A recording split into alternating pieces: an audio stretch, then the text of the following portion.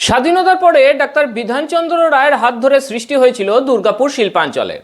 সে এক উদ্দীপনাময় কালখণ্ড। কিন্তু পরবর্তীকালে কেন্দ্র ও রাজ্য সরকারের ভুল নীতির জন্য 20-30 বছর পরেই মুখ থুবড়ে পড়ল সেই মহৎ উদ্যোগ। আজ দুর্গাপুরে বন্ধ কলকারখানা, ভেঙে পড়া কোয়ার্টার, জঙ্গল হয়ে যাওয়া বন্ধ স্কুল বাড়ি ছাড়া কিছু অবশিষ্ট নেই। সেই দুর্গাপুর আবার উঠে এলো খবরের শিরোনামে অর্থমন্ত্রী নির্মলা সীতারমণের বাজেট পেশ হবার পর। পশ্চিমবঙ্গবাসী হিসেবে আমাদের অত্যন্ত আনন্দের কথা যে দুর্গাপুর আবার স্থান পেতে চলেছে দেশের উন্নতির যাত্রাপথে। বিষয়টা বুঝতে চেষ্টা করা যাক। Integrated east coast industrial corridor, এই টার্মটা শুনলেন? বাজেটে অর্থমন্ত্রী বলেছেন কিন্তু বেশ কয়েকবার। এর সঙ্গে আরও একটা গুরুত্বপূর্ণ শব্দ, integrated east coast industrial corridor connected industrial node at Durgapur. এটার মানে কি? এটা কি খায় না মাথায় দেয়?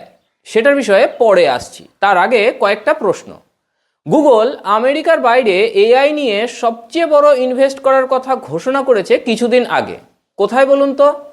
আচ্ছা, অত চাপ নিতে হবে না, আমিই বলে দিচ্ছি। সেটা বিশাখাপত্তনমে। গুগল বিশাখাপত্তনমে কত টাকার ইনভেস্টমেন্ট করছে জানেন? 5 বছরে $15 বিলিয়ন, ভারতীয় টাকায় 1.25 লক্ষ কোটি টাকা। বিশাখাপত্তনম ও আশেপাশের এলাকায় এই বিনিয়োগ কত রোজগার নিয়ে আসবে? প্রত্যক্ষ ও পরোক্ষভাবে 2 লক্ষ কর্মসংস্থান।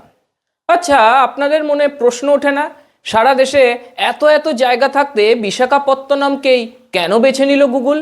বা এরকম কয়েকটা জায়গায় বারবার বিনিয়োগ পাচ্ছে কেন শেষ কয়েক বছরে?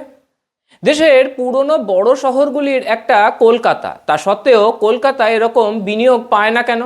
কিংবা বাংলার কোনো শহর পায় না কেন এরকম বিনিয়োগ? অন্তত বাংলার কোনো জায়গা নিয়ে বিনিয়োগের আলোচনাটুকুও হয় না কেন? 2014 সালে একটা জিনিস তৈরি করেছিল ভারত সরকার, ইস্ট কোস্ট ইকোনমিক করিডর, যার অংশ হচ্ছে বিশাখাপত্তনম। এই যে east coast economic corridor, integrated east coast industrial corridor, এগুলো কিন্তু শিল্প সম্মেলনের মতো বিষয় নয় যে বিদেশে গিয়ে ঘোষণা করলাম শালবনীতে স্টিল কারখানা হবে, তারপর একটা গেঞ্জি কোম্পানি পর্যন্ত খোলা হলো না, এরকমটা নয়।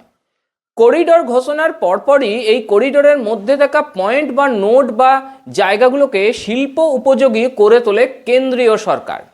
কি কি করা হয় ইকোনমিক করিডোর বা ইন্টিগ্রেটেড ইন্ডাস্ট্রিয়াল করিডোরে? 1. যোগাযোগ ব্যবস্থার উন্নতি ঘটিয়ে শিল্পের উপযোগী করা হয়, যার মধ্যে 12 লেনের বড় রাস্তা, এয়ারপোর্ট নির্মাণ করা হয় বা এয়ারপোর্টের পরিকাঠামো উন্নয়ন করা হয়। 2.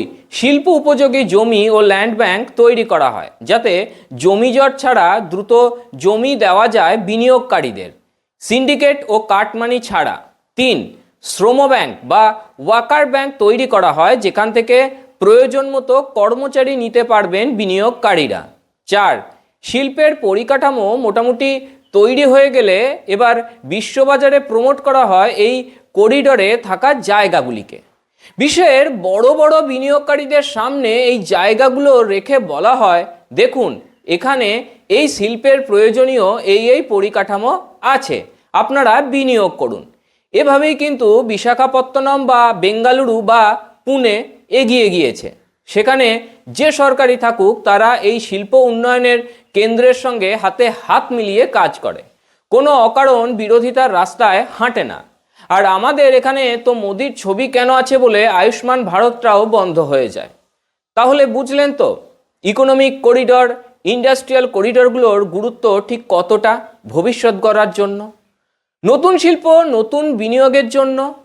এবার আসি integrated east coast industrial corridor connected industrial node at Durgapur এই প্রসঙ্গে। দেশের দ্বিতীয় পঞ্চবার্ষিকী পরিকল্পনায় ভারী শিল্পে জোর দিয়ে দুর্গাপুর শিল্পাঞ্চল গড়ে উঠেছিল। এটা বাংলা তথা দেশের রূঢ় নামে পরিচিত ছিল একসময়। তারপর এখন সেই শিল্পাঞ্চলে শিল্পের শ্মশান। এই শিল্পাঞ্চলকে আবার জীবিত করার জন্য যে ঘোষণা করলেন দেশের অর্থমন্ত্রী, তা আমাদের ভবিষ্যৎ সুরক্ষিত করবে।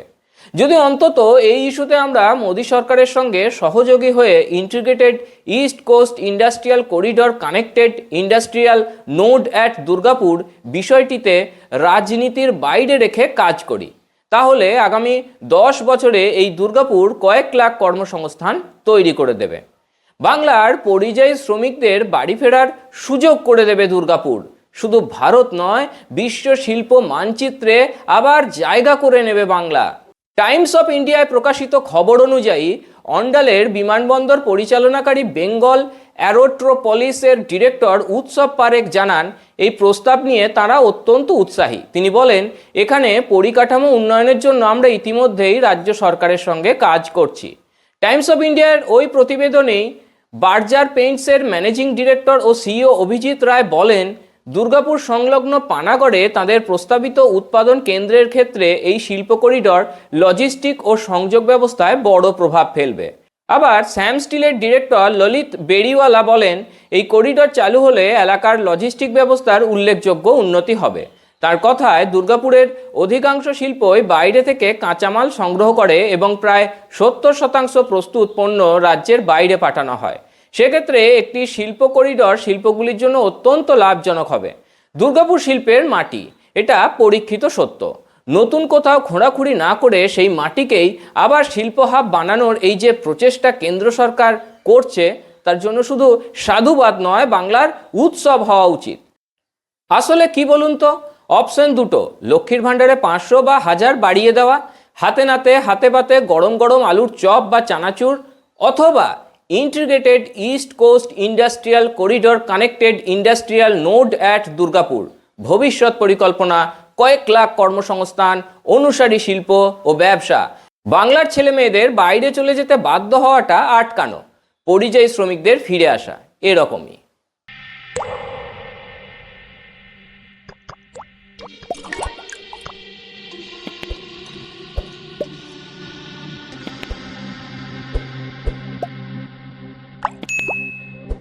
Goa's transformation is more than just development.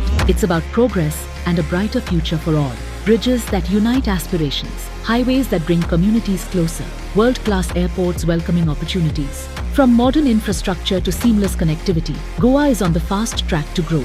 Under the decisive leadership of Prime Minister Narendra Modi and Chief Minister Dr. Pramod Sawant, the double-engine Sarkar is driving Goa towards Vikasit Bharat 2047, a future of prosperity, innovation and limitless possibilities.